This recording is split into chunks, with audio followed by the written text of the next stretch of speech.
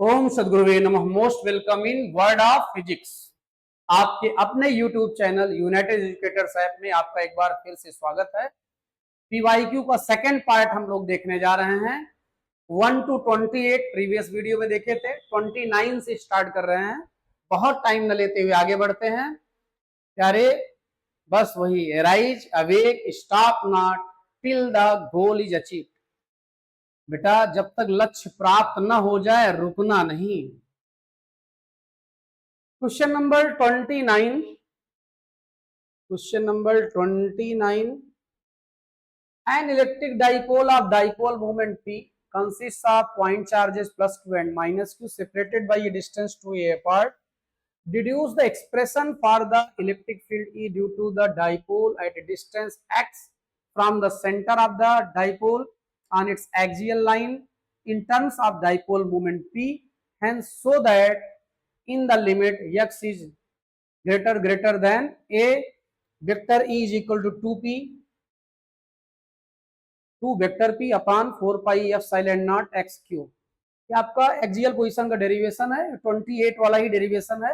वहां r use किया गया था, यहाँ x है, r के प्लेस पे x रख देंगे आप। ठीक है, तो 28 छोड़ के आगे बढ़ते हैं, तो 29 छोड़ के आगे बढ़ते हैं। 30 N electric dipole of length 2 centimetre is placed at an angle 30 degree with an electric field 2 into 10 to power 5 Newton per coulomb. If the dipole experiences, time ना वेस्ट किया जाए। क्वेश्चन नंबर 30, थोड़ा यहाँ थिकनेस बढ़ा दें, pen थोड़ा पतली ज्यादा है। हाँ प्यारे, dipole length that means 2l की वैल्यू है 2 सेंटीमीटर या 2 into 10 to power -2 metre at an angle 30 with electric field और डाइपोल मोमेंट के बीच का जो एंगल है वो है थीटा, और कितना है 30 डिग्री। इलेक्ट्रिक फील्ड की वैल्यू कितनी है 2 इंटू 10 टू पावर 5 न्यूटन पर coulomb. If the dipole experiences a torque is equal to कितना है 8 into 10 to power -3 newton metre. The magnitude of either charge of, magnitude of charge पूछा जा रहा है, तो आप जाइए। हाँ देखिए, ठीक है, आगे बढ़ते हैं। तो प्यारे, you know that tau is equal to PE sin theta। तो tau is equal to P के प्लेस हो जाएगा Q into 2l E sine theta. Tau की वैल्यू है 8 into 10 to power -3। Q find करना है। 2l gap between both charges, 2l से denote करते हैं हम लोग। 2 इंटू 10 टू पावर -2 है उसकी वैल्यू। E की वैल्यू है 2 इंटू 10 टू पावर 5 E की वैल्यू है। और साइन 30 तो प्यारे यहां से आपका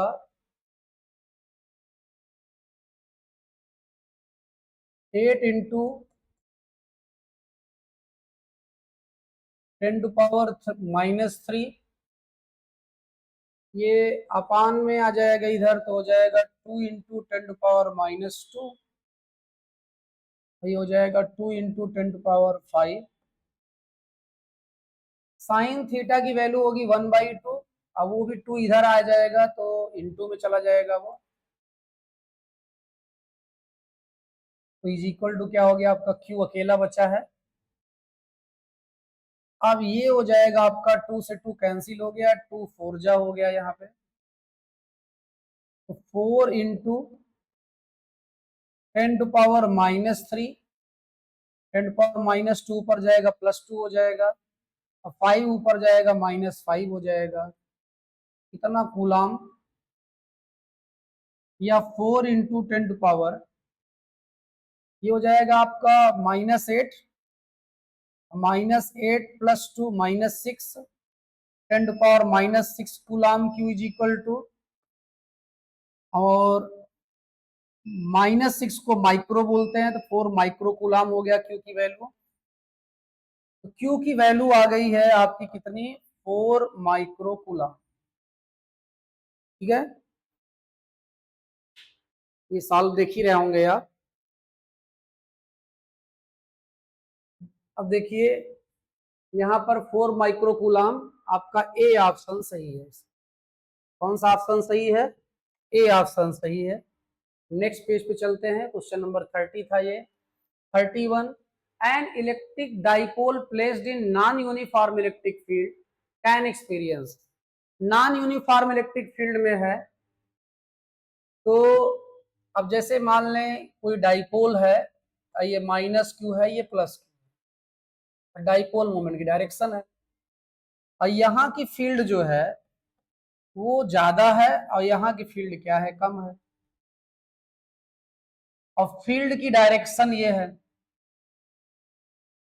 आप ये जानते हैं कि पॉजिटिव चार्ज पर जो फोर्स लगेगा फील्ड की डायरेक्शन में लगेगा, और कितना हो जाएगा वो फोर्स, हो जाएगा Q और E2 यहाँ पर, और यहाँ फोर्स हो जाएगा आपका Q E1, F1 हो गया, F2 हो गया। अब यदि E1 ग्रेटर है E2 से, तो ये भी ग्रेटर हो जाएगा, और ये ग्रेटर हो जाएगा, तो इसका मतलब ये फोर्स जीत जाएगा या हार जाएगा, तो ये इधर मूव करने लगेगा। तो इसका मतलब ये है कि नेट फोर्स एक्ट करेगा, और नॉन यूनिफॉर्म इलेक्ट्रिक फील्ड है, तो फोर्स की डायरेक्शन जगह जगह अलग होगी, तो टार्क भी जनरेट करेगा। क्या जनरेट करेगा, वो टार्क भी जनरेट करेगा। तो यहाँ हो जाएगा always force and A torque, ये इसका सी पार्ट हो जाएगा 31 का। ठीक है, और नेक्स्ट पेज में चलते हैं, 32 देखते हैं। Right the expression for the torque tau acting on a dipole moment P placed in electric field. केवल आपको एक्सप्रेशन लिखना है, तो you know that tau is equal to PE sine theta n cap, और यहाँ पर आप इसे P क्रॉस E भी लिख सकते हैं, और वेक्टर P और वेक्टर E के बीच का एंगल है थीटा, और जो टाउ है वो P और E दोनों पे नॉर्मल, क्योंकि n कैप टार्क की डायरेक्शन बताएगा। केवल यहाँ पे एक्सप्रेशन लिखना था क्वेश्चन नंबर 32 में, एक्सप्रेशन लिख उठा आपका। ठीक है, थोड़ा आपका वीडियो प्रिपेयर हो गया है, इसको भेज देते हैं।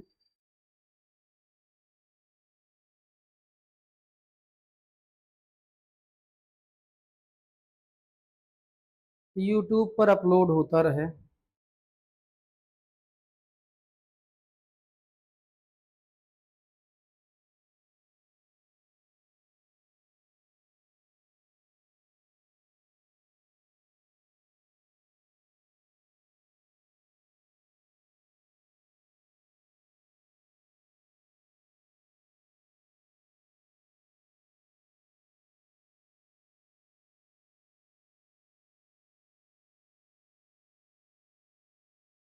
नेट बड़ा स्लो चल रहा है यार, स्टार्ट करो भाई। प्रोसेसिंग स्टार्ट हुई है, हाँ चले। ये क्वेश्चन नंबर आपका 32 था।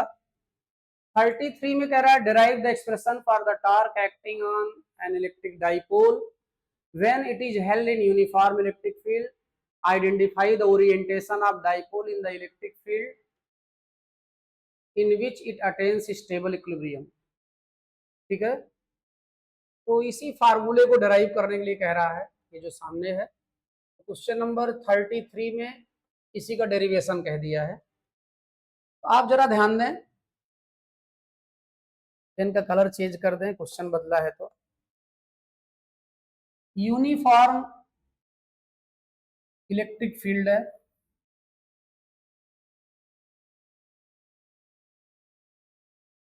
और उसमें आपका एक डाइपोल है, ये मान लो डाइपोल है जिसका माइनस क्यू है, ये क्या है प्लस क्यू है, और डाइपोल मूवमेंट की डायरेक्शन क्या हो जाएगा, निगेटिव से पॉजिटिव, ये एंगल थीटा है, और ये इलेक्ट्रिक फील्ड की डायरेक्शन है ये।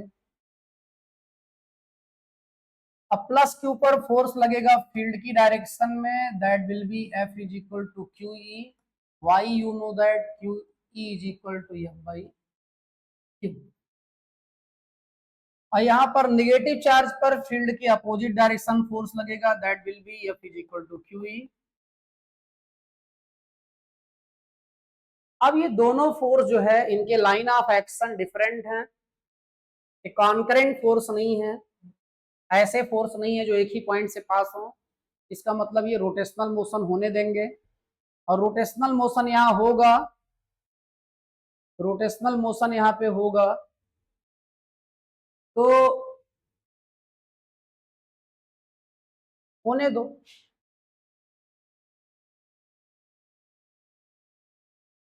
Rotational motion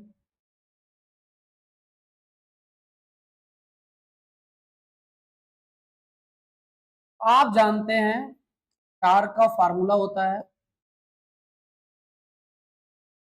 normal gap between both force, normal gap between both force. फिर आपका है magnitude of either force into an gap. ये फार्मूला है, ये फार्मूला कहाँ से आया, आपकी प्लेलिस्ट में इसका डेरिवेशन पड़ा हुआ है, और जहां जिस वीडियो में इसका डेरिवेशन है उसमें सपोर्टिंग लिंक भी है, मोमेंट ऑफ फोर्स कहाँ क्या है, कहाँ से ये फार्मूला आया है, तो वहां आप देख लेंगे। लेकिन सीबीएसई बोर्ड में पूछा जाता है तो आप डायरेक्ट ये लिख के सॉल्व करना शुरू कर देंगे। अब normal gap between both forces, अब देखा जाए ए बी, ए बी और इनके बीच का जो गैप है वो है 2l। क्या है 2l। क्या ये जो ए बी गैप है, क्या वो इस वाले फोर्स से और इस वाले फोर्स से क्या 90 डिग्री एंगल बना रहा है? इसका मतलब इसे आप नॉर्मल गैप नहीं कह सकते ए बी को। लेकिन आप क्या करें, एक यहां कंस्ट्रक्शन कर दें ऐसे, तो आप देखें ये जो लाइन है, ये लाइन BC, ये इस वाले फोर्स से भी 90 फॉर्म कर रही है, देख ही रहे हैं, और इस वाले फोर्स से भी 90 फॉर्म कर रही है। मतलब BC को इसकी जगह पे लिखा जा सकता है normal gap between both forces के प्लेस पे, तो BC आ जाएगा यहाँ पे। और दोनों फोर्स में से एक फोर्स लेना है, तो हम एक फोर्स ले लिए F और फिर N का है। ठीक है, इतनी बड़ी जो लाइन थी छोटी सी लाइन में कन्वर्ट हो गई, आप देख ही रहे हैं। अब प्यारे आप अभी देखें इस ट्रायंगल को, ट्रायंगल ACB को, ट्रायंगल ACB को हमको BC चाहिए। क्या चाहिए? BC। अब BC मेरे प्यारे एंगल का फ्रंट साइड है, एंगल का फ्रंट साइड है, परपेंडिकुलर होगा, और 90 का फ्रंट हाइपोटेनस होगा, तो परपेंडिकुलर अपॉन हाइपोटेनस, हाँ बहुत सही, क्या हो जाएगा साइन थीटा हो जाएगा। तो यहां से आपका BC इज इक्वल टू आ जाएगा 2l साइन थीटा। तो मेरे प्यारे टाउ इज इक्वल टू हो जाएगा, BC की जगह पे हो जाएगा आपका 2l साइन थीटा, F के प्लेस पे हो जाएगा आपका QE, एन कैप हाई है। अब क्यों QE हो गया? तो आप जानते हैं E is equal to F by Q, तो एफ इज इक्वल टू यहाँ हो जाएगा आपका क्यू ई। ठीक कह रहे, अब इसको केवल अरेंज कर देना है, आंसर आपका इंतजार कर रहा है। तो Q इंटू 2L, तो एक ब्रैकेट में, और फिर E, फिर साइन थीटा, और फिर एन पे, और Q इंटू 2L को प्यारे आप बोल सकते हो P, तो P E sine theta N cap हो गया, और इसी को आप बोल सकते हो tau is equal to P cross E. ठीक है, पी क्रॉस ई, ये आपका रिक्वायर्ड रिजल्ट हो गया जो यहाँ इस क्वेश्चन में पूछा गया था। ठीक, अब अभी इतने से ही शांति नहीं है, आप इसको स्क्रीनशॉट लेंगे, जूम करके नोट्स चाहे बना लेंगे, नोट्स ऐसे बनी है। इसको हम थोड़ा छोटा कर रहे हैं।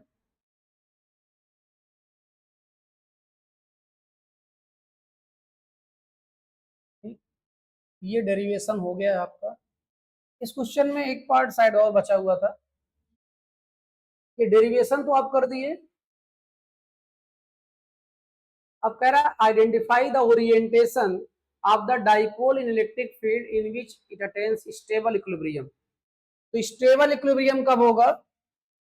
जब इलेक्ट्रिक डाइपोल मोमेंट और इलेक्ट्रिक फील्ड दोनों एक ही डायरेक्शन में होंगे,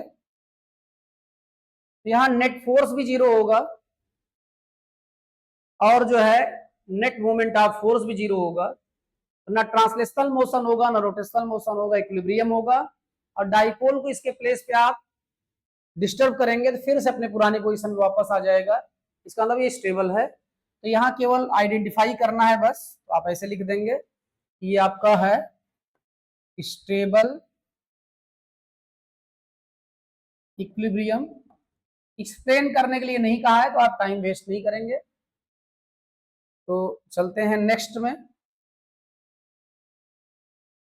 और नेक्स्ट क्वेश्चन में आपका क्वेश्चन नंबर 33 का डेरिवेशन हुआ था। If dipole were kept in uniform external electric field E0, diagrammatically represent the position of the dipole in stable and unstable equilibrium and write the expressions for the torque acting on dipole in both cases। तो इसी का R है, ये कह रहे हैं पहले identify कर रही है आप, 33 का ही R है। तो आप देखें P और E, हमने इलेक्ट्रिक फील्ड को कंपेयर किया था किससे? कॉन्सेप्ट ऑफ टीचर से, और इसे किससे? Concept of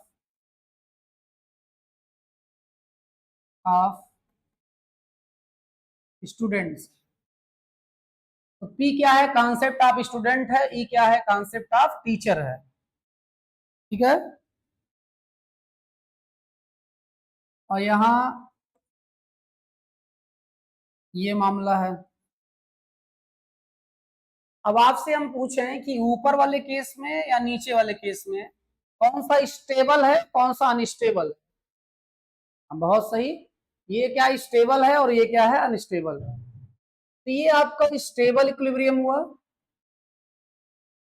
stable equilibrium. ये आपका अनस्टेबल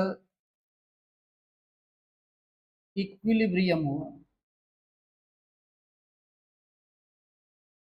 अब टार्क पूछ रहा है दोनों सिचुएशन में, तो यहां टाउ इज इक्वल टू हो जाएगा PE sine zero n cap, sine zero की वैल्यू जीरो होती तो जीरो आ जाएगा, और यहां भी टार्क हो जाएगा आपका पीई अपोजिट डायरेक्शन में तो एंगल, हाँ बहुत सही, 180 हो जाएगा, और साइन 180 की वैल्यू भी जीरो होती है तो जीरो आ जाएगा। इसका मतलब स्टेबल और अनस्टेबल इक्विलिब्रियम दोनों केस में टार्क क्या होगा? जीरो होगा। ठीक है, तो नेक्स्ट पेज पे चलते हैं। एक और है इसका, deduce the expression for the torque acting on dipole of dipole moment P in the presence of uniform electric field E, तो वही डेरिवेशन है। तो क्वेश्चन नंबर 33 आपका कंप्लीट हुआ। टार्क बड़ा इंपॉर्टेंट है, इस बात पर जरा ध्यान दीजिएगा। अब आप 33 हो चुका है, तो आप 34 देखें। क्या? 34। अब क्वेश्चन नंबर 34 में कोई बहुत बड़ी बात नहीं है। अपलोडिंग स्टार्ट है भाई। तो प्यारे जो है question number 34, two small identical electric dipoles A B and C D each of dipole moment P are kept at an angle 120 degree to each other in an external electric field E pointing along the x axis as shown in the figure। तो यहाँ एक figure बना हुआ है भैया। Question number ये है 34। इस फिगर में ये एक्स एक्सिस है और एक्स एक्सिस की डायरेक्शन में इलेक्ट्रिक फील्ड, और ये फिर क्या है आपका, ये वाई एक्सिस है और ये ओरिजिन है। और यहाँ पर दो डाइपोल मोमेंट हैं। एक डाइपोल मोमेंट का ये माइनस क्यू है और यहाँ प्लस क्यू है। डाइपोल मोमेंट की डायरेक्शन ये हुई और ये पॉइंट ए है, ये पॉइंट बी है। ए बी बोला गया था क्वेश्चन में। और दूसरा आपका ये है, यहाँ डी लिखा है और यहाँ सी है और यहाँ प्लस क्यू है, यहाँ क्या है, माइनस क्यू है। फिर डाइपोल मोमेंट किधर से किधर होगा आपका, निगेटिव से पॉजिटिव, ये हो गया। और दोनों के बीच का एंगल है 120 डिग्री। ये एंगल है 90, ये एंगल हो जाएगा आपका कितना, 30 डिग्री। कितना हो जाएगा, 30 डिग्री। बहरहाल ये भी P है, ये भी P है, तो ध्यान देंगे इन दोनों का रिजल्टेंट जो होगा तो एंगल बाइसेक्टर होगा। दो वेक्टर जब सेम मैग्नीट्यूड का होते हैं, उनका जो रिजल्टेंट होता है वो एंगल बाइसेक्टर होता है। इसका मतलब यहां से एंगल बनेगा आपका 60, ये एंगल हो जाएगा 60, ये भी एंगल हो जाएगा कितना, 60। और ये रिजल्टेंट हो जाएगा दोनों इलेक्ट्रिक डाइपोल मोमेंट का। तो रिजल्टेंट का फार्मूला आप पढ़ के आए हैं 11 में, R is equal to root of P square plus Q square plus 2PQ cos theta. यहाँ R की जगह पे हो जाएगा resultant of electric dipole moment और ये हो जाएगा P square plus 2PP cos 120। ये हो जाएगा आपका 2P स्क्वायर और प्लस 2P स्क्वायर, कास 120 की वैल्यू होती है -1/2। तो 2 से 2 कैंसिल हो जाएगा, 2P स्क्वायर में -P स्क्वायर, तो यहाँ क्या बचेगा आपका, P स्क्वायर बचेगा। अब P स्क्वायर बचेगा तो यहाँ P आ जाएगा। क्या आ जाएगा, P आ जाएगा। इसका मतलब ये भी P आ गया। और ये टोटल एंगल आपका 90 है, यहाँ से यहाँ तक का, इसके बीच का 90 है, ये 60 है तो ये 30 हो जाएगा। अब आपसे क्या पूछा गया है, dipole moment of the arrangement आपसे पूछा गया है। पहला आंसर तो आपका P ही हो गया, यही आपका आंसर हो जाएगा, यही आंसर हो जाएगा आपका। एक आंसर ये हो जाएगा। दूसरा, magnitude and direction of the net torque acting on it.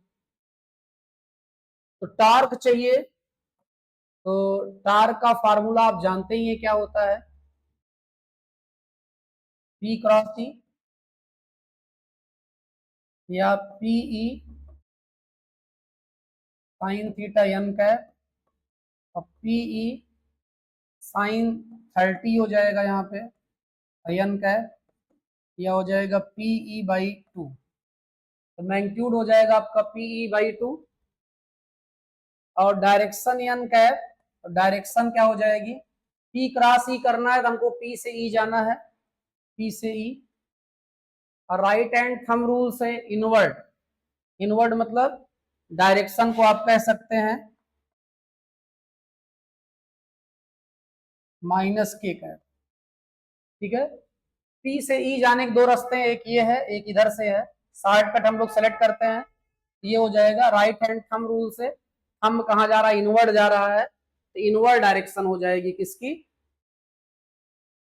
टार की। तो ये देखिए आप, ये दूसरा आंसर हो गया जो यहाँ पूछा जा रहा था आपसे।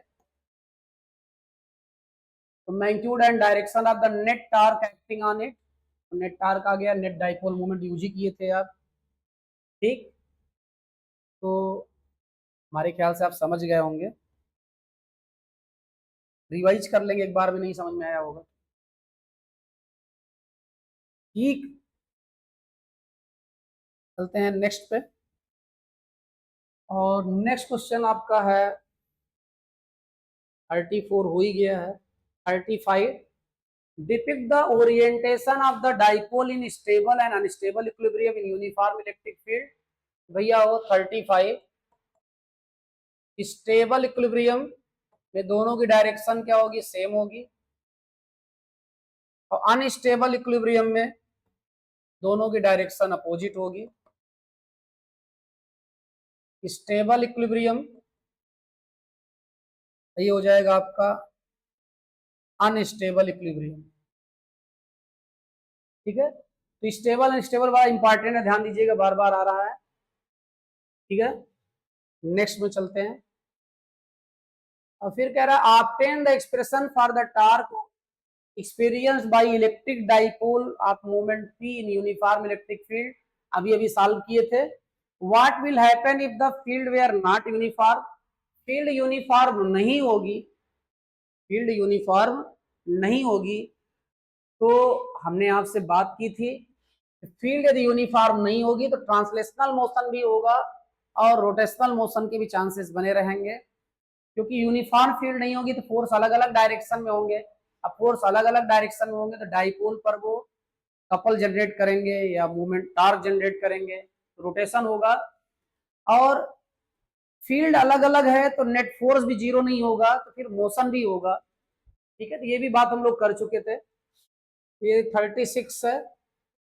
37, an electric dipole of dipole moment P is placed in a uniform electric field, obtain the expression for the torque tau experienced by the dipole, identify two pairs of perpendicular vectors in the expression। देखें 37 में पहला तो derivation कह रहा है, derivation नहीं करेंगे हम क्योंकि डेरिवेशन अभी अभी कर चुके थे, और दूसरा ये कह रहा है कि वो पेयर, दो पेयर सेलेक्ट करिए एक्सप्रेशन में से। अब जैसे ही आपका P है और ये क्या है, E है, दोनों के बीच का एंगल थीटा है, एक्सप्रेशन है tau is equal to P cross E या PE साइन थीटा और n कैप। आप जानते हैं ये n कैप जो है, ये n कैप तार की डायरेक्शन बताएगा, और that will be normal to both vector P and E।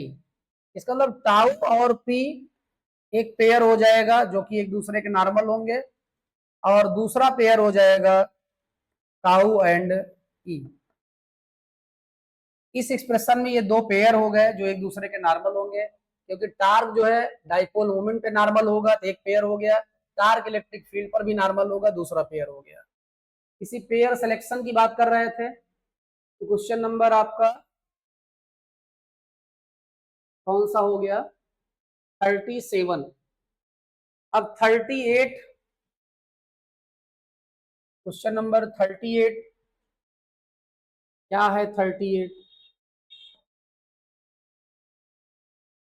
कह रहे हैं define torque acting on a dipole of dipole moment P placed in a uniform electric field E, express it in the vector form and point out the direction along which it acts। ठीक है, तो पहले तो कह रहे हैं आपसे कि टार्क को डिफाइन करिए, तो डिफाइन कर देते हैं हम लोग। टार्क का फार्मूला है P क्रॉस E, और यहाँ ये P है और ये क्या है, E है। टार्क के बड़ा पीछे पड़े हैं भाई, ये ध्यान देना। और ये हो जाएगा आपका PE sine theta n। Definition क्या हो जाएगी, आपको कुछ नहीं बोल देना है, cross product of electric dipole moment vector and electric field vector known as torque acting on dipole. फिर से ये जो फार्मूला है इसी को आपको सेंटेंस बना देना है। तो ये क्या है, क्रॉस प्रोडक्ट है, क्रॉस प्रोडक्ट ऑफ या vector product of electric dipole moment vector and electric field vector will be equal to torque acting on electric dipole in uniform electric field. ये डिफिनेशन हो जाएगी। और डायरेक्शन क्या होगी, direction torque की होगी P और E दोनों पे नॉर्मल, और डिसाइड कैसे होगा, राइट हैंड थंब रूल से डिसाइड करेंगे कि अब दोनों पे नॉर्मल तो हो गया, आउटवर्ड भी हो सकता है, इनवर्ड भी हो सकता है, इसको हम डिसाइड करेंगे राइट हैंड थंब रूल से। ठीक है, तो ये आपका क्वेश्चन नंबर 38 था। और फिर 38 में अब इसका ए पार्ट अभी बात हुई, जितनी हम चर्चा किए थे ये ए पार्ट था। अब बी पार्ट में भाई साहब क्या पूछ रहे हैं, what happens if the field is non uniform. Field यदि नॉन यूनिफॉर्म है तो आप ध्यान देंगे टार्क भी प्रेजेंट होगा और नेट फोर्स भी प्रेजेंट होगा, इसका मतलब ट्रांसलेशनल और रोटेशनल दोनों मोशन होगा। फील्ड नॉन यूनिफॉर्म होगी तो ये भी बात कई बार हो चुकी है, बार बार रिपीट करके पूछा जा रहा है। What would happen if the external field E is increasing parallel to P and anti parallel to P।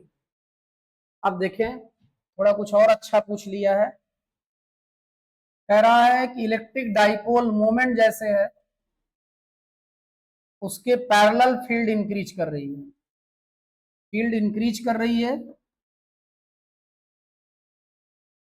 और पैरेलल, ये माइनस क्यू है ये प्लस क्यू है, तभी तो डाइपोल मोमेंट की डायरेक्शन है, एक केस।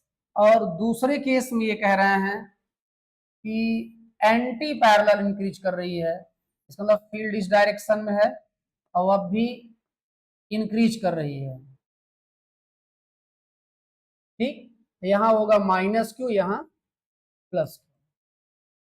देखें इधर इंक्रीज कर रही है तो यहां यदि E1 हुआ और यहां मान लो E2 हुआ, तो पेन का कलर चेंज कर दे रहे हैं, यहां E1 हुआ और यहां E2 हुआ, इधर इंक्रीज कर रहा है तो ये ज्यादा हो जाएगा। फील्ड की डायरेक्शन में फोर्स लगता है पॉजिटिव चार्ज पर, तो F2 बराबर हो जाएगा आपका QE2, और निगेटिव चार्ज पर फील्ड के अपोजिट डायरेक्शन फोर्स लगता है तो F1 बराबर हो जाएगा आपका QE1। अब अभी देख रहे हैं E1 लेस है E2 से, तो ये भी लेस हो जाएगा, इसका मतलब ये वाला फोर्स कम हो जाएगा, ये वाला फोर्स ज्यादा हो जाएगा, तो कौन जीत जाएगा, ये वाला फोर्स जीत जाएगा। इसका मतलब फील्ड की डायरेक्शन में डाइपोल मूव करने लगेगा, तो dipole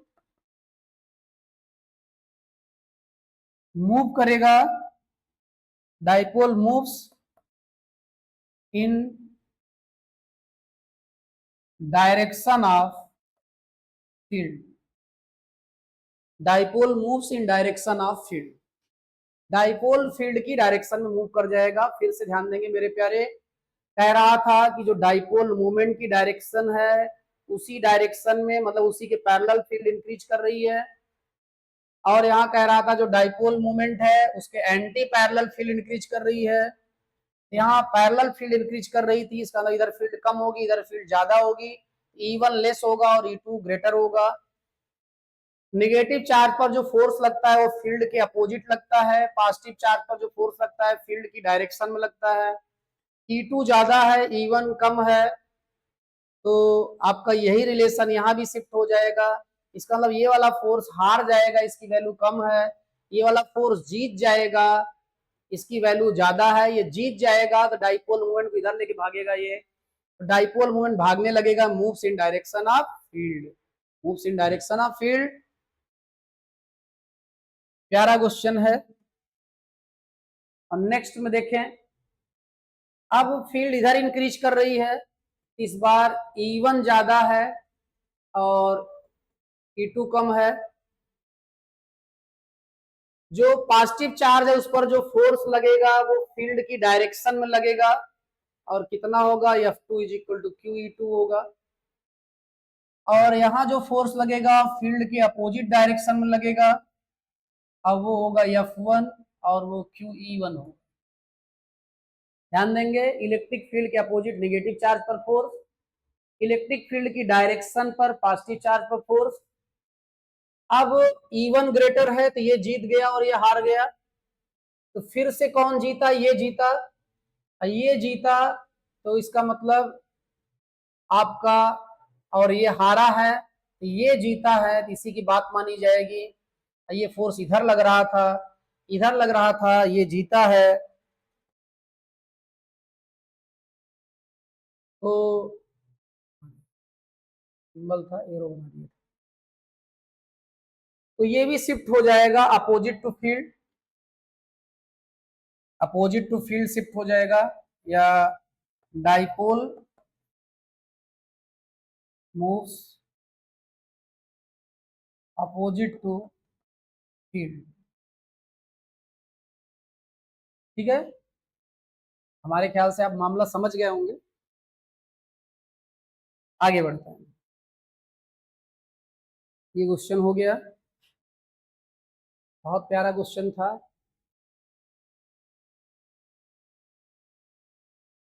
question number 39, if the net electric flux through closed surface is zero then we can infer, net electric flux zero है, इसका मतलब गॉस थ्योरम आपका कहता है कि phi E is equal to 1/ε0 Q net, और ये जीरो आ रहा है तो ये तो जीरो है नहीं, इसका मतलब ये पक्का जीरो है, तो Q नेट इसका मतलब जीरो है। अब देखिए क्या ऑप्शन है, कह रहा है पहला ऑप्शन है no net charge is enclosed by the surface, यही वाला ऑप्शन सही होगा, ऑप्शन ए सही होगा क्वेश्चन नंबर 39 में। और ऑप्शन पढ़ देते हैं, uniform electric field exist within the surface, electric potential varies from point to point inside the surface, और charge is present inside the surface. तो ये जो जानकारी दी गई है उसके बेस पे आपका यही सही है, और बाकी इसमें सही तो और भी हो सकते हैं, लेकिन जिस ब्रैकेट के अंदर आपको बात करनी है तो वहां पर ये सब नहीं है। क्वेश्चन नंबर 39 हो गया ये। क्वेश्चन नंबर 40 आप देखने जा रहे हैं अभी, the electric flux through A close Gaussian surface depends upon net charge enclosed and permittivity of the medium, net charge enclosed, permittivity of the medium and size of the Gaussian surface, net charge enclosed only, permittivity of the medium only। इसमें भी ए सही है, Gauss theorem बताते समय बहुत deep discuss किया गया है इस पर। तो मेरे प्यारे यहाँ भी क्या हो जाएगा आपका, net charge enclosed and permittivity of the medium वाला ऑप्शन सही होगा, ए ऑप्शन सही होगा 40 का।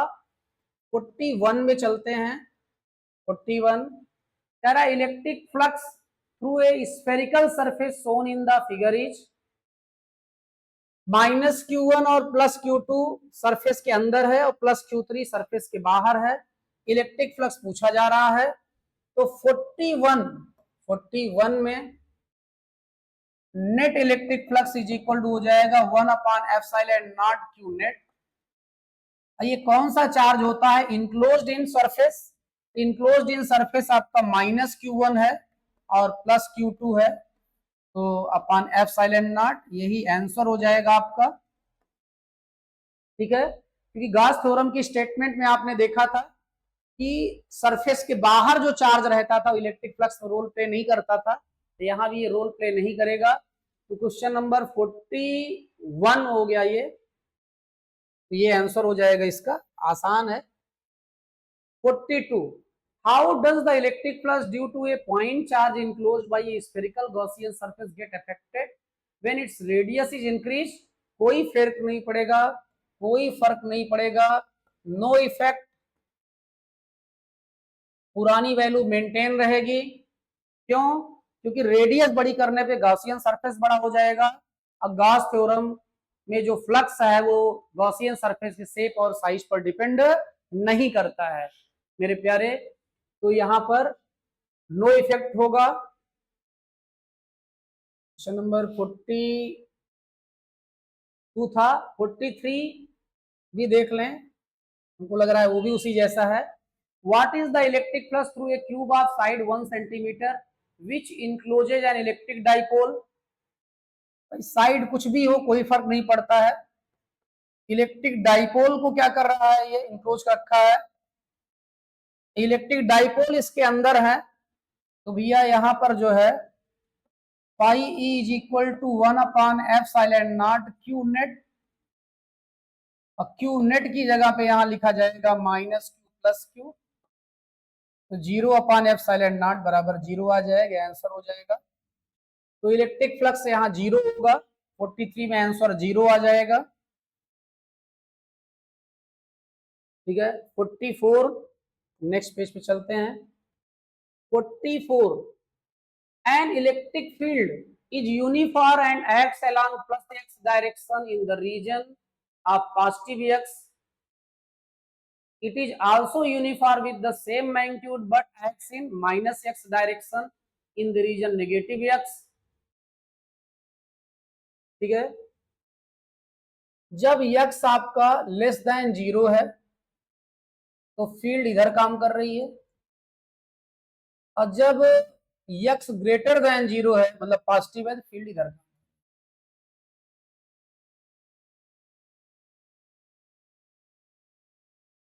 ठीक है, तो क्वेश्चन नंबर ये है 44। और फिर आगे दे रहे हैं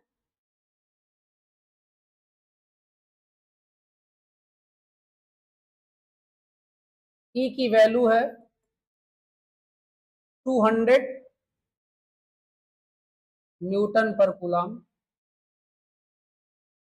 right circular cylinder of 20 centimetre length, एक राइट सर्कुलर सिलेंडर है जिसकी लेंथ है 20 centimetre, and the radius, radius है 5 centimetre, has its centre at the origin and its axis along the x axis. तो ये आपका इसका सेंटर ओरिजिन पे है और एक्सिस एक्स एक्सिस के अलोंग है। एक इंड इसका +10 सेंटीमीटर पर है, दूसरा इंड इसका -10 सेंटीमीटर पर है। बड़ी जानकारी दे दी है आपको। और कह रहे हैं net outward flux through the cylinder, net outward flux, आपसे फ्लक्स पूछा जा रहा है। और the charge enclose in the cylinder, आपसे चार्ज पूछा जा रहा है कितना इंक्लोज हो रहा है सिलेंडर के अंदर। तो आप जाइए थोड़ा सॉल्व करते हैं इसको। तो आप जरा ध्यान दें, जरा क्या पूरा ध्यान दें।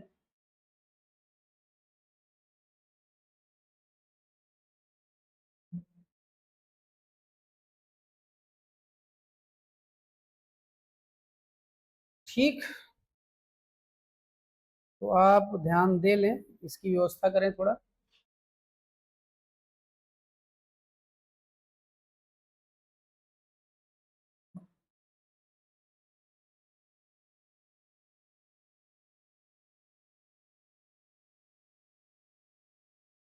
यहाँ फील्ड,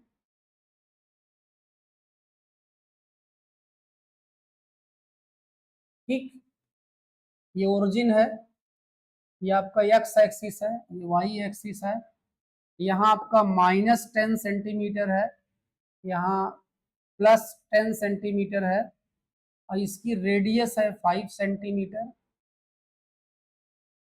ठीक है, आपसे फ्लक्स पूछा जा रहा है, तो आप जरा ध्यान दें, जब x इज लेस देन 0 है तो फील्ड की डायरेक्शन इधर है, कलर बदल देते हैं, फील्ड की डायरेक्शन इधर है, और जब x आपका ग्रेटर देन 0 है, इसका मतलब राइट साइड, ओरिजिन के राइट, यहाँ फील्ड की डायरेक्शन इस तरफ है। एरिया वेक्टर नॉर्मल सरफेस होता है आउटवर्ड डायरेक्शन, यहाँ भी area vector normal surface in outward direction. आपको फ्लक्स चाहिए तो phi E is equal to, इसको A1 E1 A1 मान लो, और यहाँ फ्लक्स को फाई 1 मान लो, एंगल यहाँ हो जाएगा आपका θ1 बराबर 0, ये हो जाएगा आपका फाई 1 प्लस फाई 2, यहाँ का फ्लक्स आप मान लो फाई 2 है, और इलेक्ट्रिक फील्ड E2 हो गई, और ये A2 हो गया, और एंगल यहाँ भी 0 है। ठीक है, अब आप कहेंगे सर इधर की बात क्यों नहीं कर रहे हैं, तो यहाँ जो एरिया होगी वो इलेक्ट्रिक फील्ड से एंगल जो है 90 बना देगी, और यहाँ भी जो एरिया होगी वो इलेक्ट्रिक फील्ड से एंगल क्या बना देगी, 90। इसलिए कर्व सरफेस का रोल ही नहीं होगा इलेक्ट्रिक फ्लक्स में, क्योंकि यहाँ एंगल 90 होगा, cos 90 0 हो जाएगा। तो फाई 1 की जगह पे लिखा जाएगा आपका E1 A1 cos θ1, और फाई 2 की जगह पे हो जाएगा E2 A2 cos θ2। E1 आपका कितना है, 200 है, रेडियस यहाँ पर दी गई है कितनी, 5 सेंटीमीटर, जिसे हम 5 इंटू 10⁻⁻² मीटर लिख सकते हैं, और एरिया क्रॉस सेक्शन होगा जो कि सर्कुलर होगा, तो एरिया आप निकाल लेंगे, तो एरिया आ जाएगा आपका pi R square, pi R square that means pi की वैल्यू 3.14 और आर की वैल्यू 5 इंटू 10⁻⁻² का स्क्वायर। एरिया के प्लेस पे हो जाएगा आपका 3.14 इंटू 10⁻,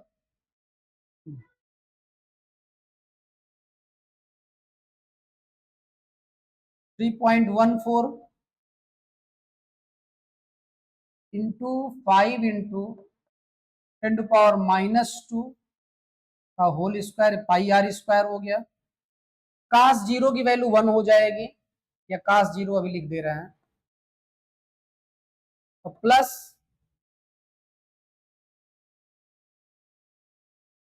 प्लस ये हो जाएगा आपका 200 E2 के प्लेस पर, E2 के प्लेस पर फिर से हो जाएगा आपका 3.14, और आर स्क्वायर की जगह पे 5 इंटू 10⁻⁻² का स्क्वायर, और फिर से हो जाएगा ये cos 0। एक ही चीज दो बार लिखी है तो ट्वाइस हो जाएगा, 200 3.14 इंटू 5 इंटू 10⁻⁻² का स्क्वायर, cos 0 की वैल्यू 1 हो जाएगी। ये हो जाएगा आपका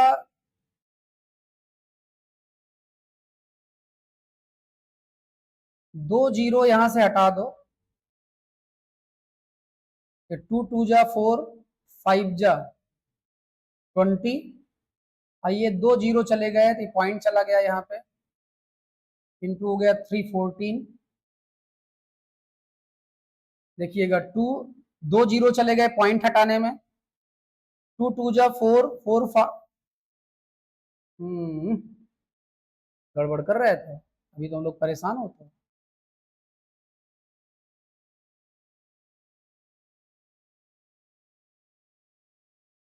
ये हो जाएगा 2 2 जा 4 इंटू 314 इंटू स्क्वायर है यहाँ पे 25 इंटू 10⁻⁻, ठीक है। तो मल्टीप्लाई कर देते हैं एफ्स,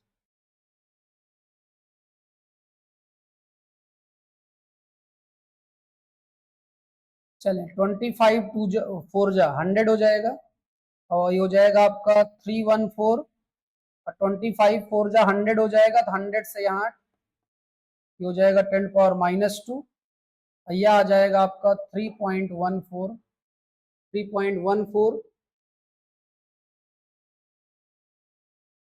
न्यूटन मीटर स्क्वायर पर कूलम। ठीक है, फिर से रिपीट कर दे रहे हैं, ये दोनों एक ही चीज थी इसलिए ट्वाइस हो गया मेरे प्यारे।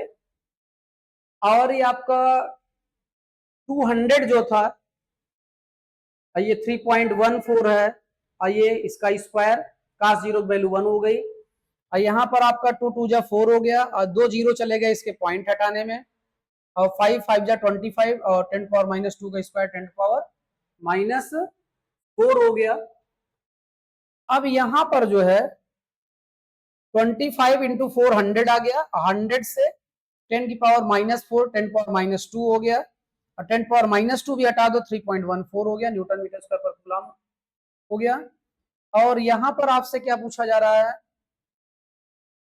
क्यू नेट भी पूछा जा रहा है, तो आप Q net is equal to जानते हैं, और क्या जानते हैं,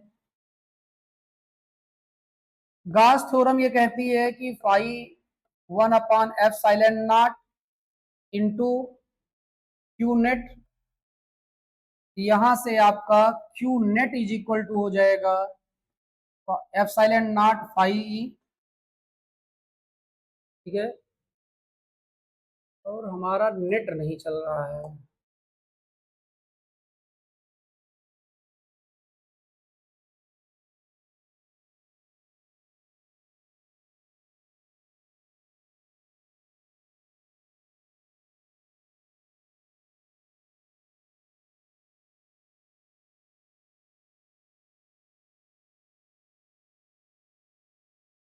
और नेट नहीं चल रहा है, तो आनंद सिंह इसको सॉल्व नहीं करेंगे।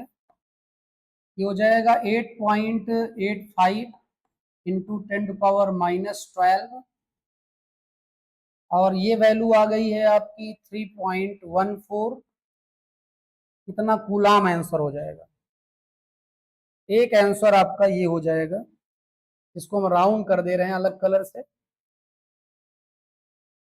ये आंसर हो जाएगा, इसको आप सॉल्व करेंगे, और एक आंसर ये हो जाएगा इसका। ठीक है, चलते हैं नेक्स्ट में, ये एनसीईआरटी का एग्जाम्पल था, मतलब उसी जैसा। क्वेश्चन नंबर 45,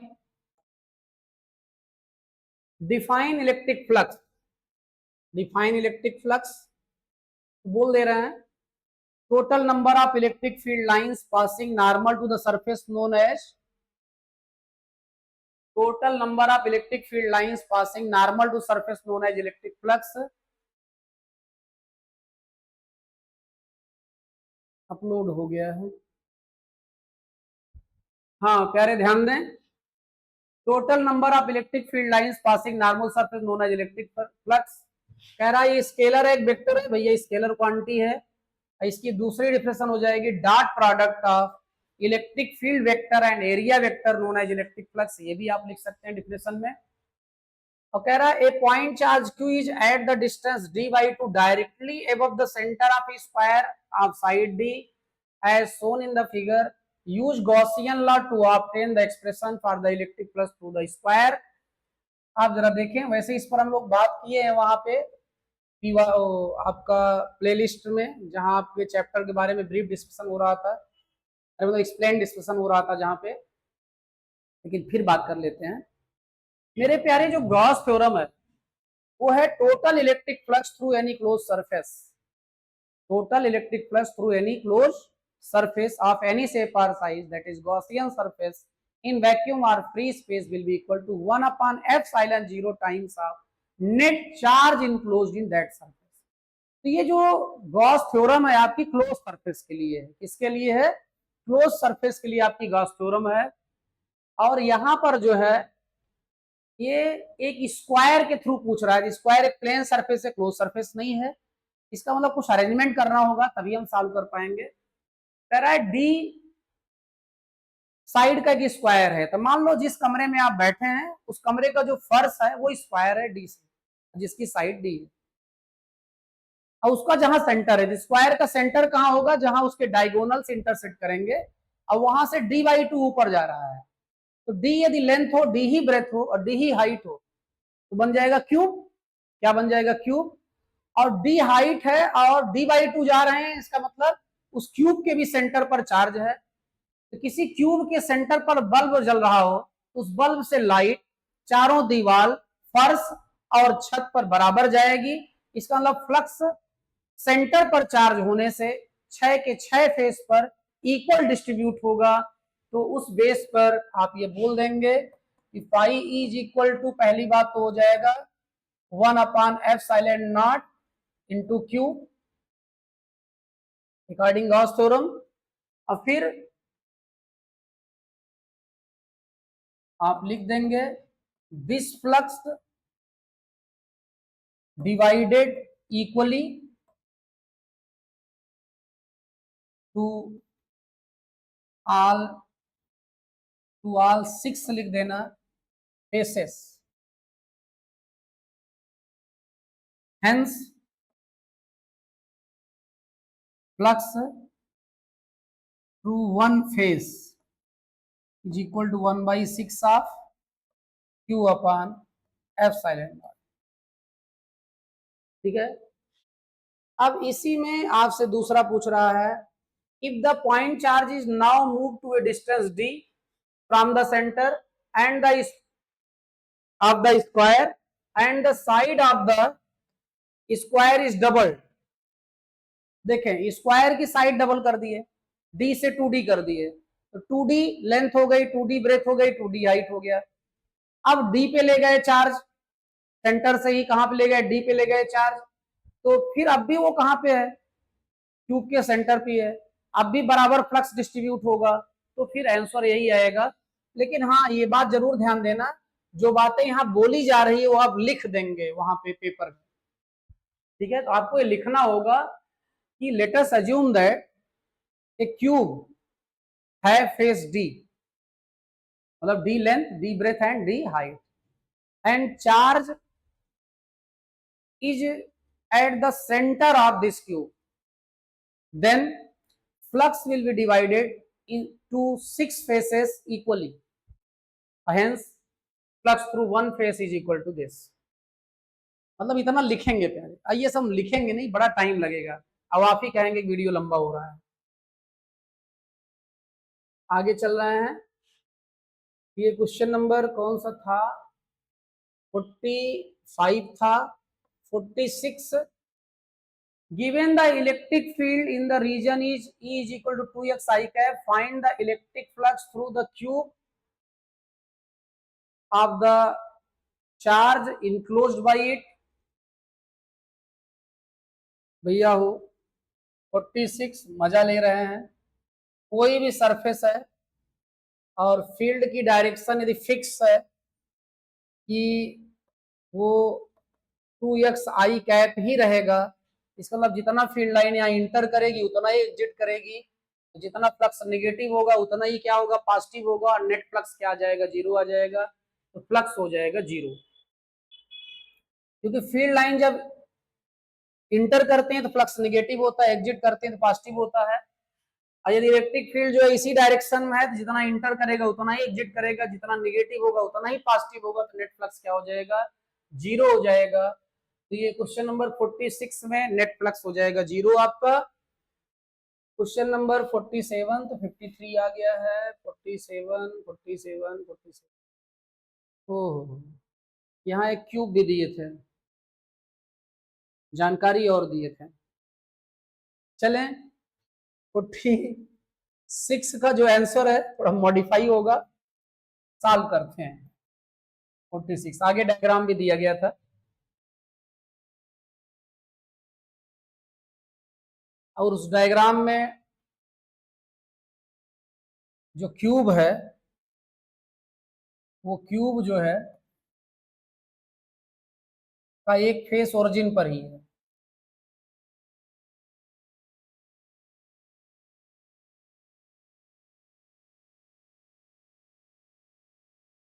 और यहाँ पे एक बात और ध्यान देना था, बोलते हुए चले तो गए, यही है, सावधानी हटी दुर्घटना घटी। कहाँ गए भाई साहब?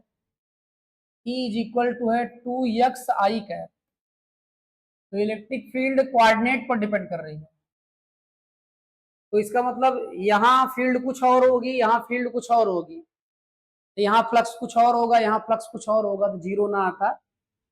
तो खेद है जो पीछे बोला गया डायलॉग, बहुत जल्दी के चक्कर में कुछ भी हो जाता है। और यहाँ फेस ए है और यही ओरिजिन है, तो चलिए आप निकाल देते हैं। यहाँ पे ये एक्स एक्सिस है, ये वाई एक्सिस है, और फिर ये आपका जेड एक्सिस हो जाएगा। और फील्ड यहाँ पर जो है, यहाँ पर फील्ड E1 हो जाएगी, और E1 is equal to magnitude इसका हो जाएगा 2, और यहाँ का कोऑर्डिनेट 0 है, तो एक्स की जगह में 0 लिख उठेगा, तो ये 0 आ जाएगा E1। और यहाँ पर जो फील्ड होगी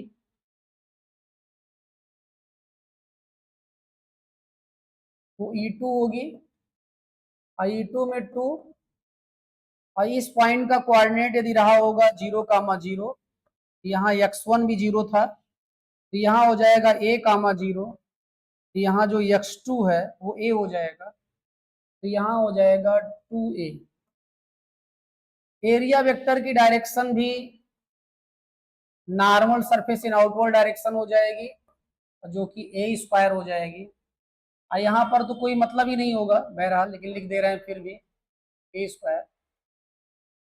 अब आप कहेंगे सर बाकी फेसेस की बात नहीं करते हैं, तो देखो ये फील्ड इस डायरेक्शन में है, तो रिमेनिंग फेस में जो फील्ड होगी वो एरिया वेक्टर फील्ड से एंगल 90 बना लेगा, तो फ्लक्स 0 हो जाएगा। तो इन चारों फेसेस का कोई रोल ही नहीं होगा, केवल इस और इस फेस का ही रोल होगा, इसलिए रिमेनिंग फेसेस की बातें नहीं होती है।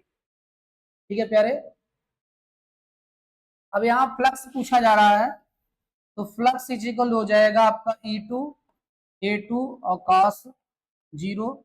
E2 कितना है आपका 2 इंटू ए, और A2 कितना है आपका a स्क्वायर है, cos 0 की वैल्यू 1 हो जाएगी, तो 2a³ न्यूटन मीटर स्क्वायर पर कूलाम हो जाएगा, और यही आंसर हो जाएगा आपका।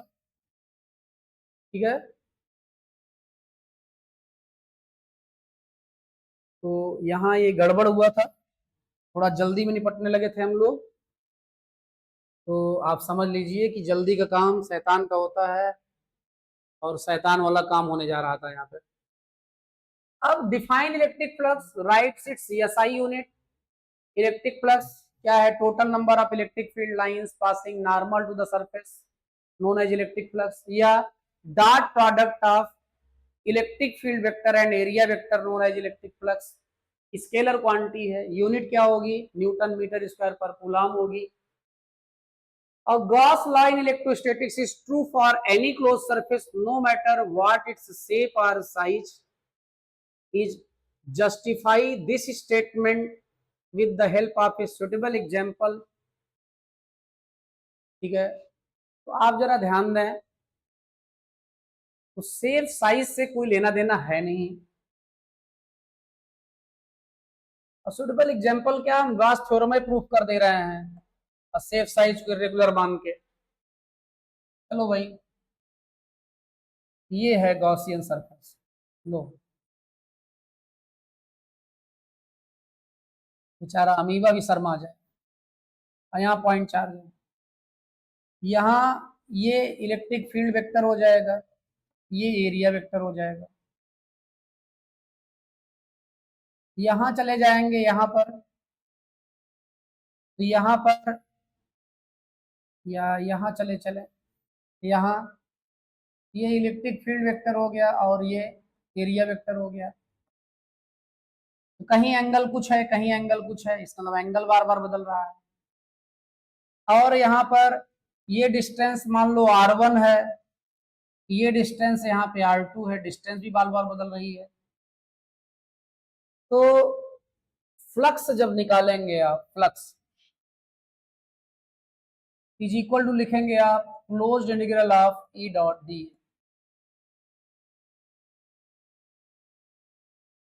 Phi E is equal to E dot D A को लिखेंगे आप E D A cos theta, और ई के प्लेस पे आप लिखेंगे, ई के प्लेस पे 1/4 pi epsilon nought Q upon R square और D A cos theta is equal to हो जाएगा phi is equal to 1/4 pi epsilon not और Q कांस्टेंट होगा, बाहर चलाएगा, अंदर रह जाएगा आपका D A cos theta upon R square. ये तीनों बाहर नहीं आएंगे। अब क्यों बाहर नहीं आएंगे तीनों? क्योंकि आर भी बदल रहा है, आर यहाँ कम हो जाएगा, यहाँ ज्यादा हो जाएगा, यहाँ कम हो जाएगा, फिर और कम हो जाएगा। आर बदल रहा है, थीटा भी बदल रहा है जगह जगह पे, और इलेक्ट्रिक फील्ड यहाँ नजदीक रहेगा, वो भी बदलेगा, मतलब ये सब बदलता रहेगा। लेकिन हम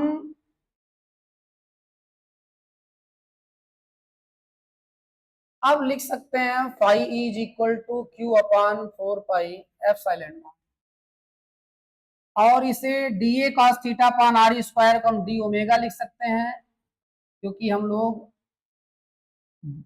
थ्योरी पढ़ते समय ये पढ़े थे, D omega is equal to होता है आपका D A cos theta upon R square, और इंटीग्रेशन ऑफ डी ओमेगा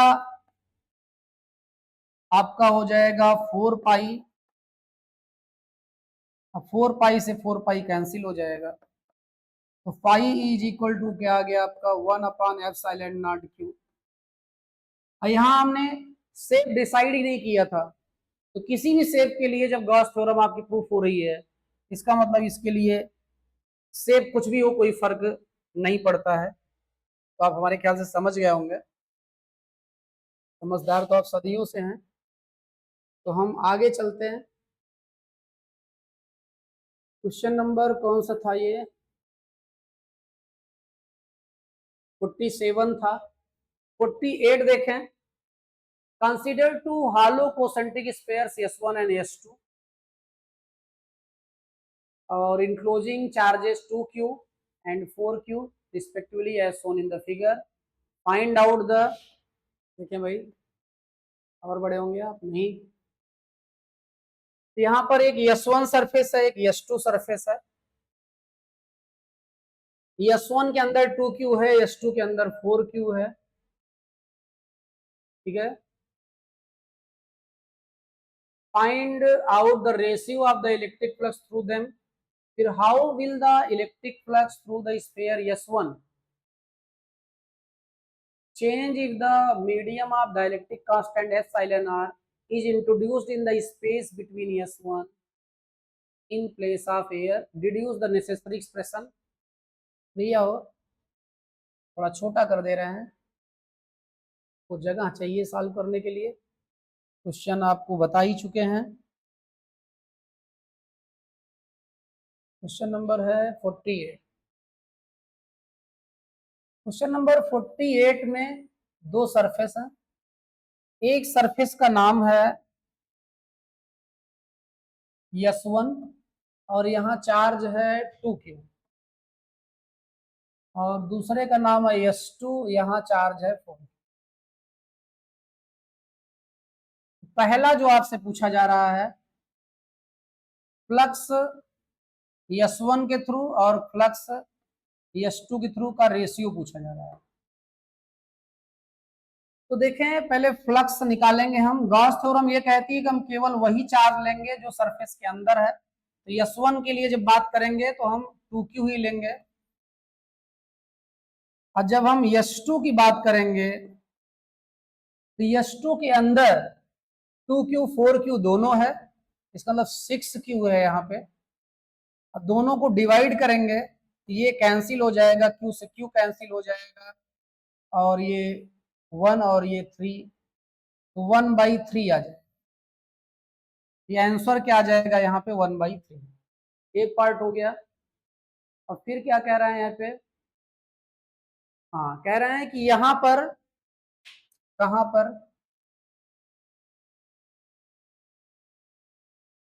यहाँ पर डाइलेक्ट्रिक मीडियम ला दिए हैं, जिसका एप्सिलॉन आर है डाइलेक्ट्रिक कांस्टेंट। तो फ्लक्स क्या हो जाएगा?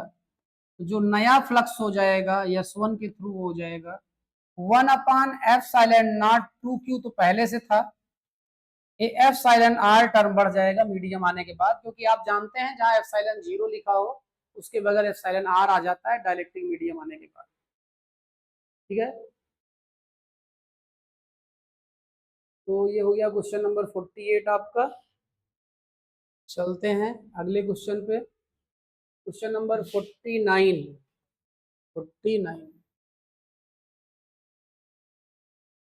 49 है, the magnitude of electric field due to a point charge 2q at distance r is E. The magnitude of electric field due to a point charge 2q at distance r is E. Then the magnitude of electric field due to uniformly charged thin spherical cell of radius r with total charge q at distance r/2 where r is greater than capital R will be. देखें भाई, the magnitude of electric field due to a point charge 2q at distance r is E है, तो और then the magnitude of the electric field due to uniformly charged thin spherical cell of radius r with total charge q at the distance r/2, और r क्या है? Less than capital R है। तो ध्यान दें कि कोई पॉइंट चार्ज है 2q, और जिससे r डिस्टेंस पे फील्ड E है। फील्ड क्या है? E है। और फिर आपसे कह रहे हैं कि एक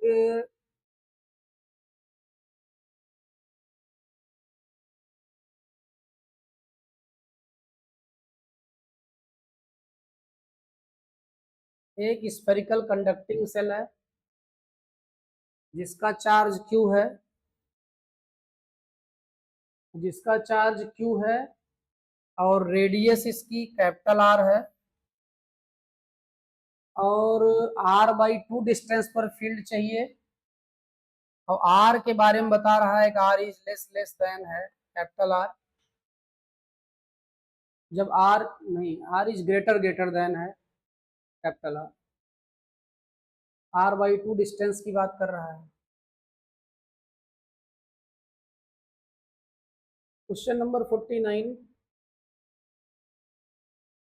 देखें, E बराबर हो जाएगा आपका K 2q/r²। ठीक है, अब आप थोड़ा जाएं, और यहाँ ये थोड़ा रिलेशन अपोजिट लिखा गया है।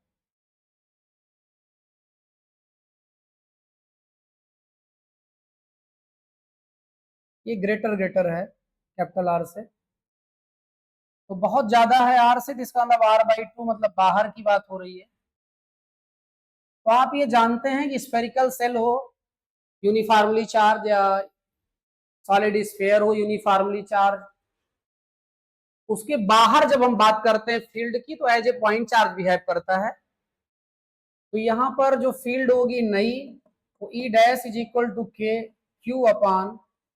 Q/r/2 का होल स्क्वायर हो जाएगा, और ये हो जाएगा आपका KQ/r², और यहाँ 4 हो जाएगा।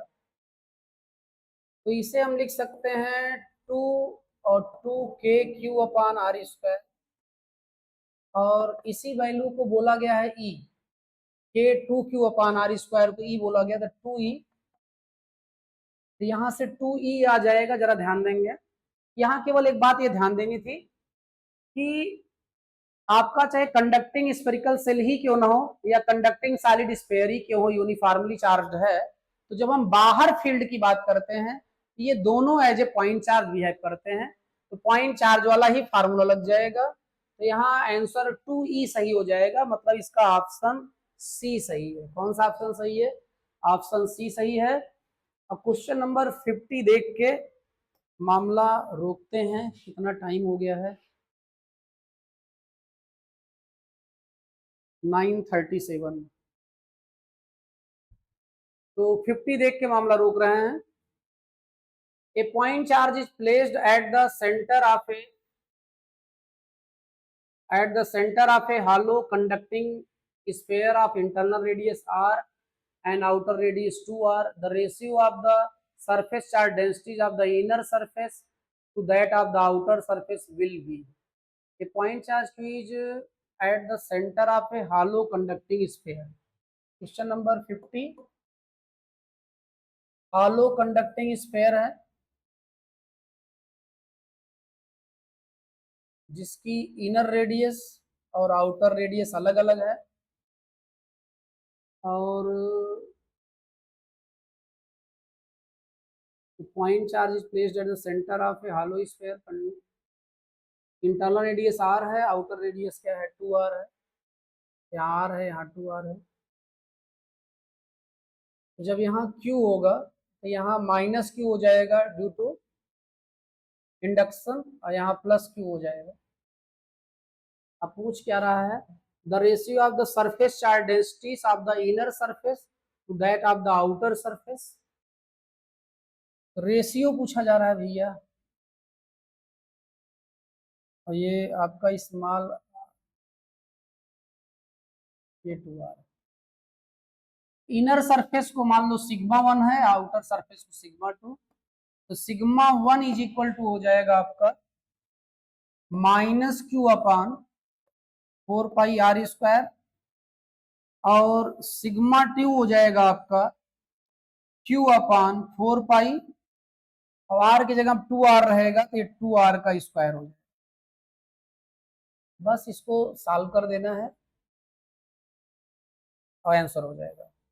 तो q से q कैंसिल हो जाएगा, 4π से 4π कैंसिल हो जाएगा, ये यहाँ आ जाएगा आपका sigma 1 upon sigma 2 is equal to minus 1 upon r² बच रहा है, और ये आपका 4r² ऊपर चला जाएगा और 1 नीचे आ जाएगा। अब r² से r² कैंसिल हो जाएगा, -4/1 रेशियो हो जाएगा। ठीक है, -4/1 क्या हो जाएगा? रेशियो हो जाएगा फ्लक्स का, है फ्लक्स का सरफेस चार्ज डेंसिटी का। ये आपका क्वेश्चन नंबर 50 था। ठीक है, बस करें। यहाँ पर आपका 29 से 50 है, और फिर से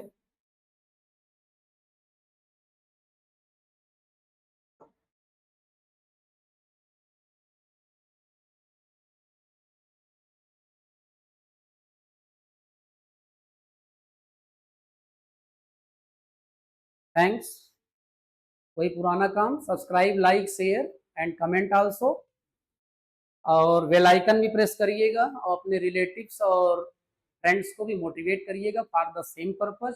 थैंक्स प्यारे, लगभग 10 बज रहे हैं।